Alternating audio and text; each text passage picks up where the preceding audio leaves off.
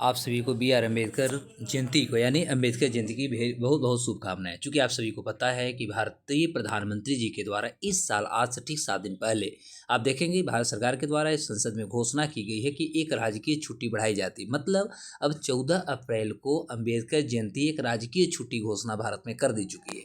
आपको मैं बता दूं कि बी आर अम्बेडकर साहब का पूरा नाम जो था डॉक्टर भीमराव रामजी अम्बेडकर था और इनकी हम लोग जन्म शताब्दी जो है यानी जन्म जयंती हार्दिक शुभकामनाओं के साथ पुनः मना रहे हैं। ये 2024 में हम लोग अम्बेडकर जयंती मनाएं। आज हम पूरी की पूरी बात करने वाले हैं अम्बेडकर जयंती के बारे में, अम्बेडकर जी के बारे में कि अम्बेडकर जी के भारत के संविधान में, भारत के इतिहास में, भारत का यदि हम अन्य क्षेत्रों की बात करें तो इनकी कितनी बड़ी योगदान है। जब देश की हम बात करते हैं, भारत के संविधान की बात करते हैं और अम्बेडकर के बारे में बात न किया जाए तो मुझे लगता है कि कहीं ना कहीं अधूरी ज्ञान हो जाती है।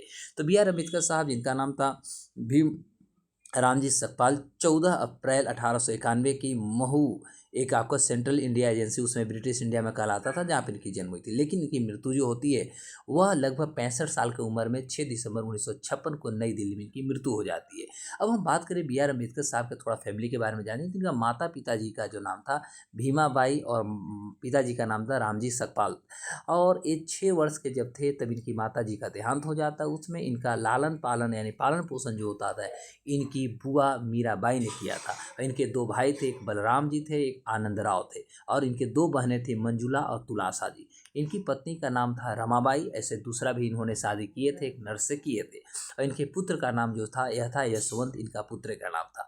और इनके गुरुजी का जो नाम था कृष्णा जी अर्जुन केलुसरकर थे। इन्होंने अम्बेडकर को महात्मा बुद्ध की जीवनी भी भेंट की थी और मुझे लगता है कि महात्मा बुद्ध की जीवनी भेंट करने के बाद बी आर अम्बेडकर का महात्मा बुद्ध यानी बौद्ध धर्म के प्रति जो झुकाव होता है माना जाता है यहीं से होता है। क्योंकि जब इन्होंने पढ़े पूरी की पूरी जीवनी तो इनमें भी जो एक डिस्पेरिटी हमारे समाज में चलती थी, इनइक्वालिटी चलती थी, उसको लेकर के इनमें थोड़ा सा परिवर्तन आए। आगे जाकर इन्होंने बौद्ध धर्म को स्वीकार कर लिया।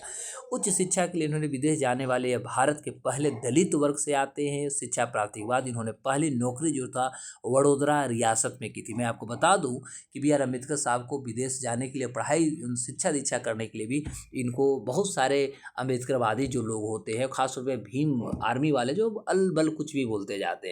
लेकिन मैं आपको बता दूं इनको ब्राह्मण ने ही इनको बैरिस्ट्री करने के लिए भेजा था। ब्राह्मण ने ही इनको पहली बार नौकरी भी दिया था, ये आपको बात याद रखिए।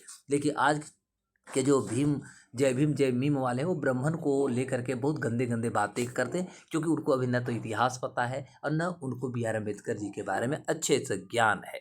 अब होता है बी आर अम्बेडकर साहब का यदि हम धार्मिक और सामाजिक योगदान की बात करें तो 1987 में इन्होंने मनुस्मृति दहन किया था, महाड़ सत्याग्रह 1928 में किया था, नासिक सत्याग्रह 1930 में और येवला की गर्जना 1935 में की थी। और भारतीय संविधान के इन्हें जनक भी कहा जाता है, आप सभी जानते ही होंगे। ठीक है, तो इन्हें भारतीय संविधान के जनक कहा जाता है।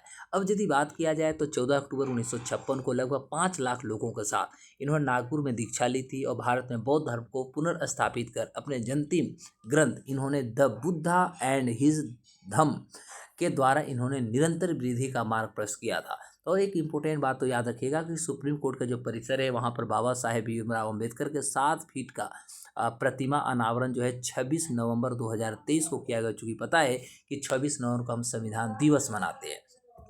मुझे वह धर्म पसंद है जो स्वतंत्रता, समानता और बंधुत्व सिखाता है, ये अम्बेडकर साहब ने कहा था। और ये हमारे भारत के संविधान में कहीं न कहीं दिखता है। क्योंकि भारत में अनेकता में एकता है। यहाँ पर सभी जाति, धर्म, मजहब के लोग जो है एक डोरे में, एक माला में पिरोए हुए हैं। इनकी प्राथमिक शिक्षा जो हुई थी दापोली और सतारा में हुई थी। मैट्रिक 1907 में इन्होंने एल्फिंस्टन स्कूल बम्बई से किया था। स्नातक की परीक्षा इन्होंने 1912 में मुंबई विश्वविद्यालय से की। और संस्कृत पढ़ने पर इनको जब मना कर दिया था इन्होंने फारसी लेकर उत्तीर्ण हो गए थे। स्नातकोत्तर 1915 में कोलंबिया विश्वविद्यालय अमेरिका से किया। पीएचडी की उपाधि 1916 में भी कोलंबिया विश्वविद्यालय से। और एमएससी, डीएससी और बार एट लॉ की उपाधि लंदन स्कूल से इन्होंने किया।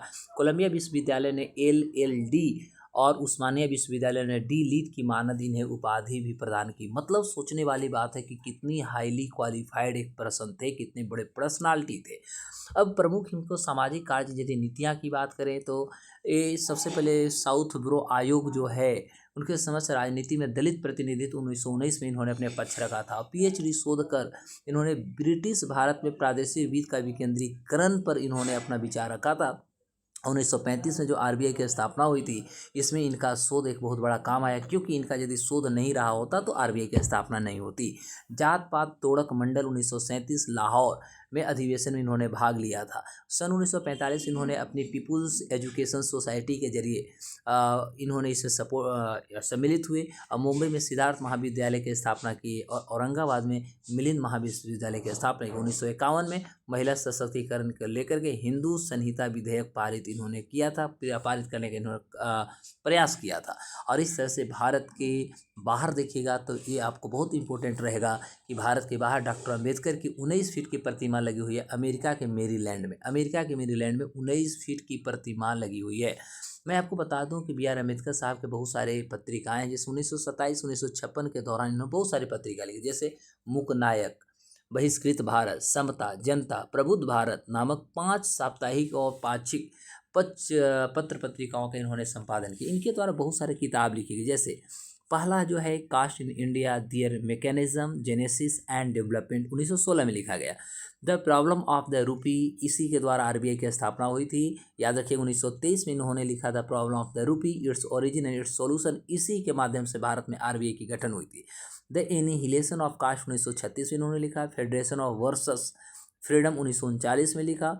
थॉट्स ऑन पाकिस्तान 1940 में लिखा। और राणा डे, गांधी एंड जिन्ना 1943 में लिखा। मैं आपको बता दूं, जब देश आज़ाद हुई थी तो आज़ाद होने के बाद जब धर्म के आधार पर हुई थी तो बी आर अम्बेडकर कट्टर विरोधी हुए थे।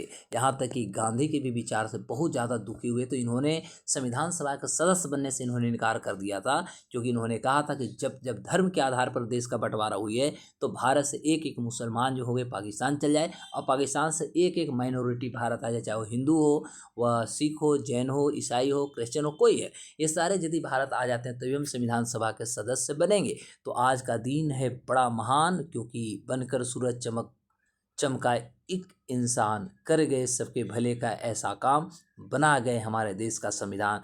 तो अम्बेडकर जयंती की आप सभी को पुनः एक बार हार्दिक शुभकामनाएं मैं देता हूं। अम्बेडकर जी की और किताबों में बात करें तो गांधी एंड इमेंसिपेशंस ऑफ अनटचेबल्स 1943 में इन्होंने लिखा। पाकिस्तान और पार्टीशंस 1945 में लिखा। State and minority 1947, who were the शूद्र 1948 में, और द अनटचेबल्स 1948 में, और द बुद्धा एंड हिज धम्म 1957 में। मतलब ये 1957 का जो किताब है द बुद्धा एंड धम्म, ये अम्बेडकर का अंतिम देखेंगे रचना है। मैं आपको बता दूं कि डॉक्टर अंबेडकर पहली बार 1946 में जो चुनाव हुई थी तो इसमें इन्होंने पूर्वी बंगाल से चुने गए थे, लेकिन जब भारत पाकिस्तान का विभाजन होता है तो उसके बाद पूर्वी बंगाल जो था वो पाकिस्तान में चला गया, और तब अंबेडकर की संविधान सभा में शामिल करने के लिए मुंबई प्रेसिडेंसी से देखेंगे तब पुणे के जो संसदीय सीट था कांग्रेस के M.R. जयकर जी जो थे, इन्होंने त्यागपत्र दे दिया था, तब जाकर के वहाँ से उपचुनाव हुई थी और वहीं से पुनः संविधान सभा में सम्मिलित हुए थे बी आर अम्बेडकर। यानी अम्बेडकर जी के लिए M.R. जयकर जो थे उन्होंने पुणे के सीट जो थे खाली कर दिए थे। आज का दिन है बड़ा महान, बनकर सूरज चमक एक इंसान, एक कर गए सबके भले का ऐसा काम, बन गया हमारे देश का संविधान। ये आप सभी को अम्बेडकर जयंती की शुभकामनाएं। तो मेरे प्यारे दोस्तों, एक हमारे पास क्वेश्चन है कि बी आर अम्बेडकर को पहली बार बाबा साहेब कहकर किसने पुकारा था। आप कमेंट सेशन में इसका जवाब देंगे कि बी आर अम्बेडकर को पहली बार बाबा साहेब कहकर किसने पुकारा था, वह कौन व्यक्ति था जो अम्बेडकर को पहली बार बाबा साहेब कहा था।